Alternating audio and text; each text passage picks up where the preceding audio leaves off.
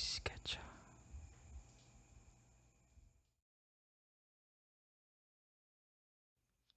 A Sigbin is a nocturnal blood-sucking cryptid based on Philippine mythology. There are varying descriptions of a Sigbin. Some say it appears like a black dog, but the generally accepted form is akin to that of a regular kangaroo, except that it has more monstrous physiology. Unlike kangaroos, some alleged sightings state that a Sigbin is much smaller and that it walks backwards on all fours. Its head, positioned lower than its behind due to shorter upper limbs, resembles either a hornless goat or a bat with very large ears. It has a long tail that may also function as a whip and a pair of red eyes that help them hunt in pitch black. Other tales would also reveal that Sigbins are the hounds of the Aswangs, another demonic creature loosely equivalent to Western vampires. They employ these cretins as their henchmen, hunting and bringing back food for them. There is also another belief that some families become wealthy by owning a Sigbin. In local dialect, they are called Sigbinans. For them, a Sigbin brings fortune.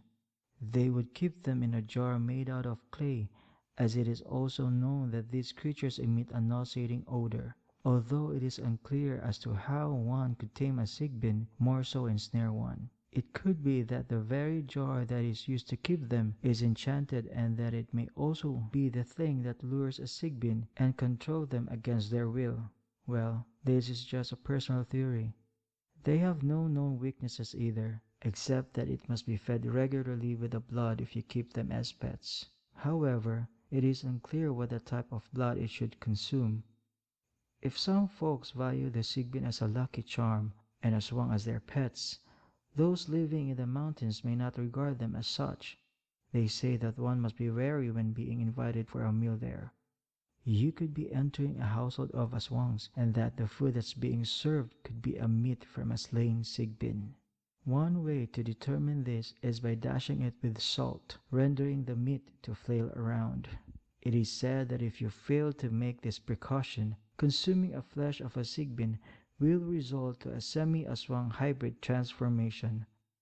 The myth of a Sigbin is prevalent in the Visayas and Mindanao regions of the Philippines, particularly in rural areas. Some stories would tell that townsfolk would religiously guard their homes, especially with family members who have some form of wounds, for it is believed that any open injuries being licked on by a Sigbin will prolong the normal healing process. Moreover, bite marks that mysteriously manifest are attributed to be inflicted by a Sigbin itself, and the victim would suffer a long-term hemorrhaging. While the very existence of Sigbins are treated as supernatural, we cannot dismiss the possibility that they may be an undiscovered, rare, elusive, solitary species.